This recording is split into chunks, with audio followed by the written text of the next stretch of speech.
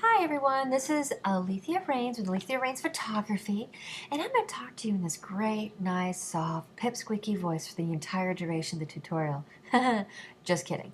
Okay, I'm going to show you 3 very easy ways, as my cat destroys my chair, yay, to work with a texture on your image. Here I picked Cathedral. It's from the JD Super Grunge set. I don't want to mess up her name, so I'm not going to try to pronounce it.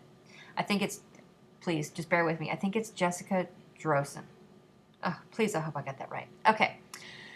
Anyways, come over here, grab your brush right here. Just make sure it's a nice soft brush. Make sure your opacity is around 50%. And just, we'll get to that. Okay, we'll get to it. Hold on a second. Gosh, just jump with the gun. Click your option tool and pick, I already know I'm going to be working with skin tone, so I'm going to try to pick a nice neutral color here. Let me find one that I like. Come on, come on. It was faster the other 6 times we did this. Goodness gracious. Okay, that'll work. All right, come over here, make sure your texture layer is selected. Go down to soft light. Yay, so pretty. Then you're going to click on your picture. Then you can say, yes, okay, cool. You could have done that before, but I just, I want to do it my step-by-step way. Anyways, you would then start coloring over your image, and by selecting one of the colors from the texture, you will actually be using the same tones on your image. So you don't have to worry about it, standing out too much. You actually keep all the tonal, look, I'm trying to sound smart. You're keeping all the tonal values of your image. Yeah, I don't know, but I just know that it stays the same color. Okay. Yeah, I'm just one of those people, I don't really care about all the technical stuff. I just want to know what it does. That's all I care about. Okay, see? Bam. Did it. It's done. That's one way you can do it. Now I'm going to show you another way that you can do this. I'm going to try to be, oh my god, now the cat's meowing in the background? Holy crap, this is epic. Okay, way number 2. Take your texture, set to soft light or whatever it is you prefer. You could do overlay. It just makes it way more contrasty. So I'm going to keep it on soft light. Okay, create a mask, and you literally just color it off. Now you notice how much of a change there is here. See how her skin's just not the same color? Like over here, it's got kind of more of a muddy color. It's not really matching the texture. You don't have to do the other way all the time. You can do this way. Certain images it works fine, and some others it doesn't. That's why you kind of need to know more than one way to get your texture off your subject. So that's way 2. Okay, you just mask it off. Very easy. All right. Now, third way to do this, you make sure you have your texture selected. Go to soft light.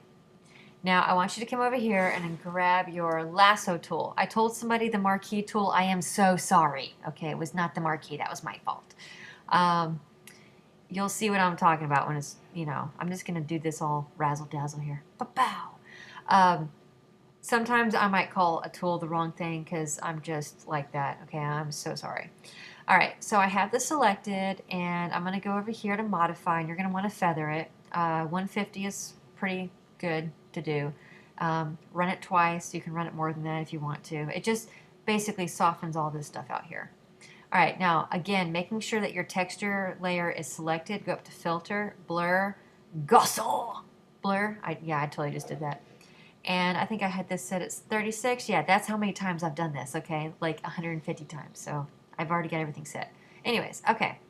So now we see look how soft that looks. Looks so pretty. And buzzy. See? It's very smooth. It literally just kind of like gradually turns into the texture. So that's the third way you can do it. I do see this right here. I just don't really care.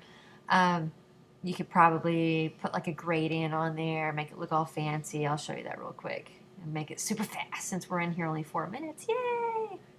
See, this is just random gradient. Well, actually it's not. I think I was using this for my little ombre thing. Just click OK, set to, let's do lighten. No, that might be it.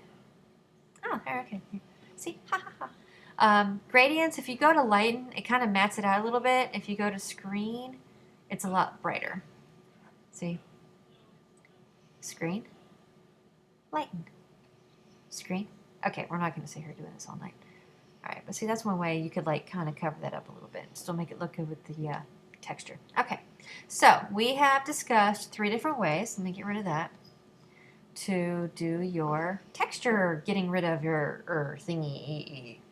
One way is doing the whole taking the color from the texture and drawing it off. The other way is masking, which you can see the difference there. And the third way, which also keeps the tones, is to just draw around with your lasso tool and blur it. That's how you get rid of it. Now, really, really fast, I'm going to show you something kind of neat that you can do to add some depth to your texture, and that is painting directly on it with a black or white brush. Make sure you have black or white over here. Use a low, yes, rasterize. And make sure it's very low opacity, because last time it looked like crap when I did this. And you can actually paint directly on the texture, and it's going to flatten it out over here, so don't worry. Just let you know really quick, it's going to flatten it out. Go directly on the texture, and you can actually darken little areas up. You can go in there with the white brush, and you can lighten areas up with the white brush, maybe go over some of the lighting areas and add some light. See how it's doing that? And I'll show you a quick before and after when it gets done. Here we go. See? Before and after. Now that I have a picture of this, we'll go to 6 and then watch what. See? I just added a little bit of depth by painting with a black or white brush. Well, that's it. That's the end of the tutorial. I really hope you enjoyed it, and until next time, ta-ta!